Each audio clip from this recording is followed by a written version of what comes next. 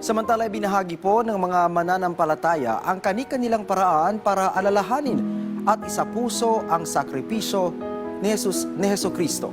Yan ang ulat ni J.M. Thompson. Ang pananampalataya na ipinapakita ng ating mga magulang ang isa sa nagpapatibay ng pundasyon ng samahan ng bawat pamilya. Bukod sa edukasyon na nais nilang ipamana, isa rin ang pananampalataya sa mga pamanang hindi mabibili ng kahit anong halaga. Sa pagtatapos ng Kwaresma at pagninilay-nilay ng bawat pamilya, may kanya-kanya tayong paraan para alalahanin ang sakripisyo at buhay na inalay ni Jesucristo sa buhay na mayroon tayo. Ang pamilya ni Jocelyn de la Cruz, hindi pinapalampas ang bawat taon nang hindi nakabibisita sa iba't ibang simbahan ng magkakasama para magdasal at magpasalamat sa lahat ng natatanggap nilang biyaya. Ayon sa kanya, naging panata na ito ng kanyang pamilya tuwing Semana Santa.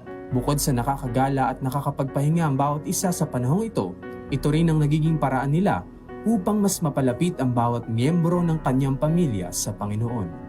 Ang pananampalataya sa Panginoon ay mahalaga ayon sa kanya dahil ito ang nagiging sandalan at sandigan ng bawat isa, lalo na sa mga hindi inaasahang panahon at pagkakataon.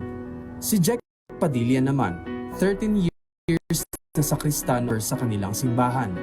Malingan ang kanyang paglilingkod sa Panginoon. Bukod kay Jack, ang kanyang buong pamilya ay naglilingkod din sa simbahan. Ito ay dahil sa impluwensya ng kanyang namayapang ina. Actually, si Mama talaga ang namin, parang naging instrument ni Lord patungo sa amin sa pag-serve namin. Kasi si Mama,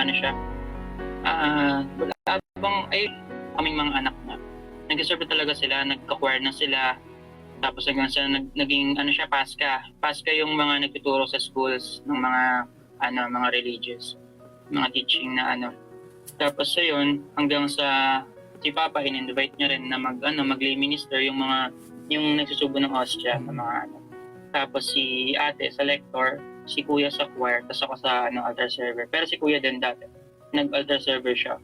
Ngayong Semana Santa na naman, patuloy na inalala ni Jack ang pangarap ng kanyang ina para sa buhay na mayroon siya.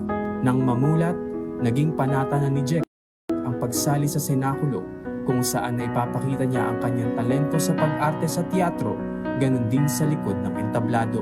Ito ang nais ng kanyang ina, maging makulay, maligaya at magkaroon ng buhay na puno ng pag-asa. J.M. Thompson, para sa Pambansang TV sa Bagong Pilipinas.